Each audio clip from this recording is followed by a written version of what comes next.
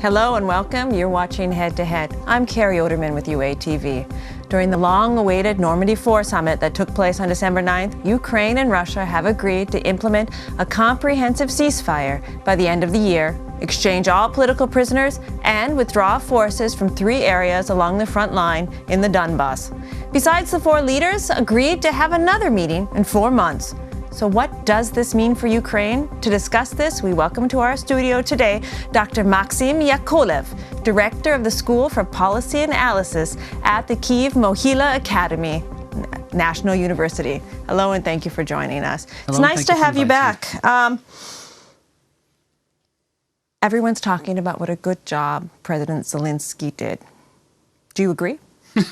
I think he did a great job of not doing the worst case scenario. We did a good job of not doing a bad job. Exactly. So I'm trying to rephrase because it's difficult to put it in in English. But actually, there were different expectations and also a number of warnings from the Ukrainian side. So some of the worst case scenarios, I mean, expectation that he would really betray Ukraine and agreeing something that Putin really might push forward and things like that. So that did not happen.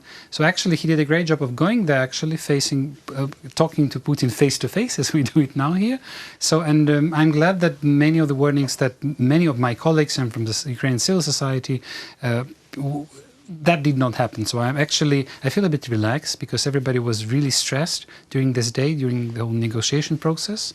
So we didn't know what to expect because there is definitely a lack of communication from the presidential office, from their side, because at the very beginning they said that they did not want journalists, did not need the journalists to comment on what was going on. So there is really difficulty in communicating, actually talking to the public. So we had actually the problem is that we didn't know what to expect of all this Normandy Four meeting. So now I just rattled off 3 things that are going to happen, and there's going to be a meeting in another 4 months. Are these things that wouldn't have happened if these talks would have taken place? Well, actually, I'm glad that you put this question like that. So we know that with the previous president Poroshenko, who really Putin actually hated him, or hates still. There was difficulty to get any contact with them, so I hope that things that they agreed upon will also work the way they really want them to happen. Because ceasefire is a good idea, but we have to. It's difficult for our. It's really difficult for our Western colleagues to control the other side. I mean, the pro-Russian, Russian-backed separatists and rebels. I wouldn't call them rebels, but basically those fighters from on the other side, because it's really difficult to control them. And under these circumstances, it's really easier to push on the Ukrainian side to force us actually to withdraw our troops. And in many Ukrainian many cities on this really close to the ceasefire, like Mariupol, for example, or Kramatorsk, Severodonetsk, people are really worried that if Ukrainian troops withdraw far away from the ceasefire line, the separatists might really come over the ceasefire line, because this fake so-called republics, what they still say is that the whole territory of Donetsk and Luhansk Oblast is the territory of these fake republics, and Ukrainian cities are, and if you will listen to what they say, are occupied by Ukrainian government, which is of course nonsense, but this is what they put. So to answer your question, like briefly, it would be good if some of the things really would be implemented, like ceasefire line and the no more shootings and shellings. On the other hand, if we really listen to what this Russian-backed puppets say there, that they really see all these cities as their own territory, it really makes it really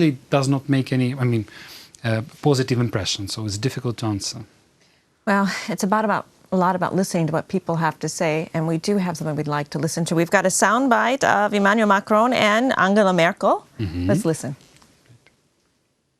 Au plus haut niveau, we managed to stress the highest level that we are trying to reach peace that put an end to this conflict, which isn't frozen and which has already resulted in the deaths of 13,000 people. It is an open wound on the European continent. Stillstand. Es gibt immer noch sehr viele Minen. There is still no truce, a lot of mines along the contact line. The disengagement of forces and equipment is necessary. Demining is planned. This process isn't simple. 2 more disengagement zones near Stanica Luhanska, Zolote and Petrivsk Pokrovskoye need to be prepared by March 2020. In addition to this, we want to improve the monitoring of the observation of the ceasefire. The OSCE mandate needs to be extended for the mission to conduct monitoring not for 12 hours, but all 24 hours. A lot of describing. What do you take away from their statements?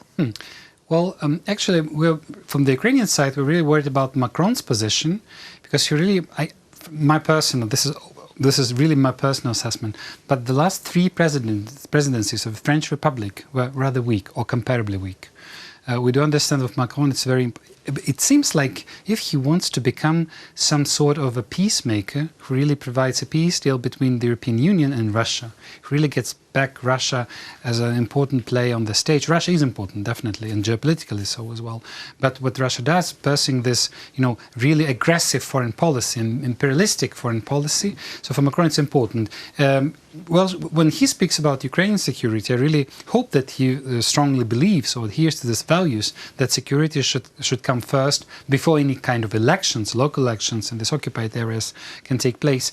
From the German Bundeskanzlerin, Angela Merkel, we know that she is also already tired and she will very soon step back from her federal chancellor position. But if she is really truly worried about our Ukrainian security and things, what they might do further is really to not uplift sanctions, because sanctions is something that helps us Ukrainians, and this is something that can weaken Russian economy, because this is one of the ways that we as Ukrainians can protect ourselves with the means of international sanctions.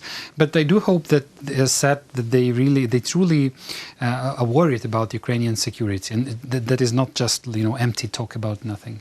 So we just saw a clip with 4 people, Nord Stream 2 and the German connection with Putin, Macron's reset with Putin and his becoming closer to Russia. Let's hear what Zelensky had to say. Сьогодні я безліч разів наголошував на необхідності виведення. Today I stress the need for the withdrawal of all foreign armed formations and military equipment from individual districts of the Donetsk and Luhansk regions many times. I emphasize that local elections in the individual districts of the Donetsk and Luhansk regions can only be held in accordance with Ukrainian legislation and OSCE standards. Sovereignty is really important to President Zelensky, obviously, and the territorial integrity. I think this is going to be his main pushing point, that these elections cannot take place until there are no Russian-backed troops in these areas. It's true. So we have to say that the many things that Ukraine is doing are working on our internal policies.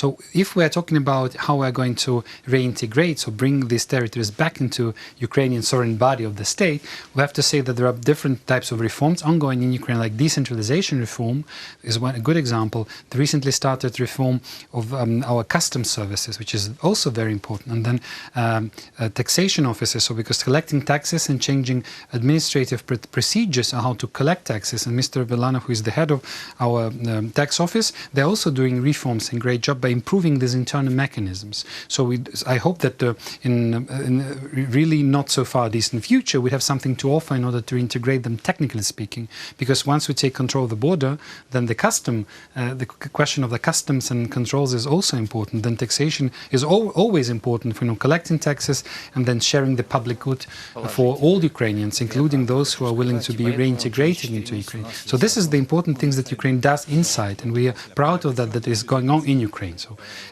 but on the other hand, we can only offer all these things to a territory that is secured and free from guns, free from illegal firearms, and also from kind of rebels. Now I'm saying actually terrorists who are shelling Ukrainian side and who really pose a threat to security of Ukrainian citizens in non-governmental controlled areas.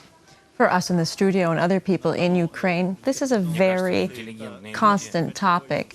I don't know if you had a chance to actually watch the press conference. It was very late and it was with 2 hours delay. One of the things that occurred to people that were observing how the media was acting is some people were focusing questions on what the actual Normandy format, the talks results were, but others were... like pension reforms, so the question about pension reforms. And there were questions about the shooting in Berlin and the Olympic athletes. Is the rest of the international press community tired of this? it is getting tight, I have to admit.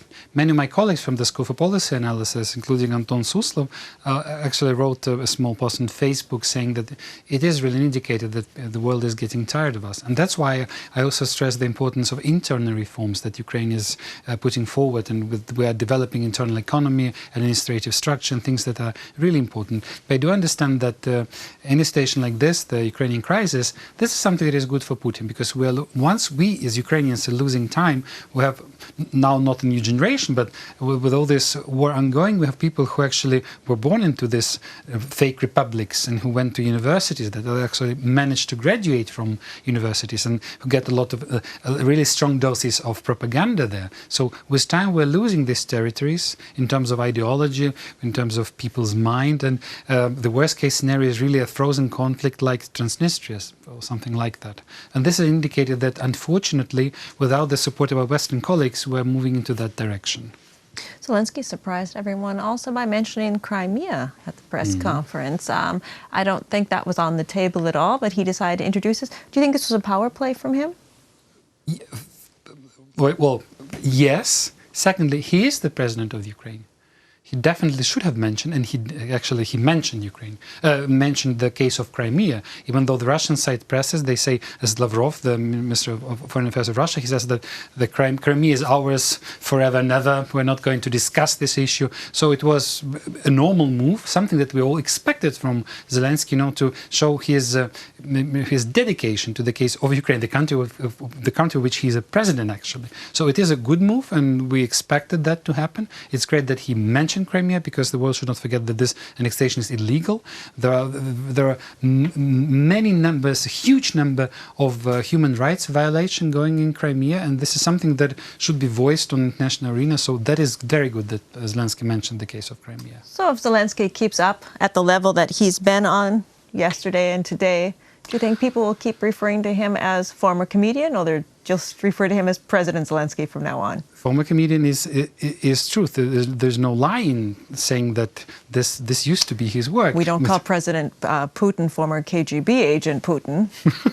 Well, okay, but this is also truth. I think that it's always important to be on the side of truth, and lying is always a bad thing, as we know also from American politics and Ukrainian as well. So I think first, we actually don't know what were the discussions behind the closed doors, and usually we need to wait sometimes a couple of weeks before the first information can really be available to the public. Some of the information becomes available much later, and some never, potentially. So we actually didn't know how the conversation went between the presidents and Angela Merkel and all these people there. So we have to wait. I think that is always important to remain optimistic about the future, and I wish our current president, Mr. Zelensky, a bright political future, even though I'm among those who are very skeptical about his potential as a politician. But he shows very good examples and signs of development, both as a politician and as a personality. So I think he's on the correct track. And we'll end it on that note then. President Zelensky is on the correct track. Great. That was Dr. Maksym Yakovlyev, Director of the School for Policy Analysis at the Kyiv-Mohyla Academy National University. Thank you for watching Head to Head, and stay tuned for more.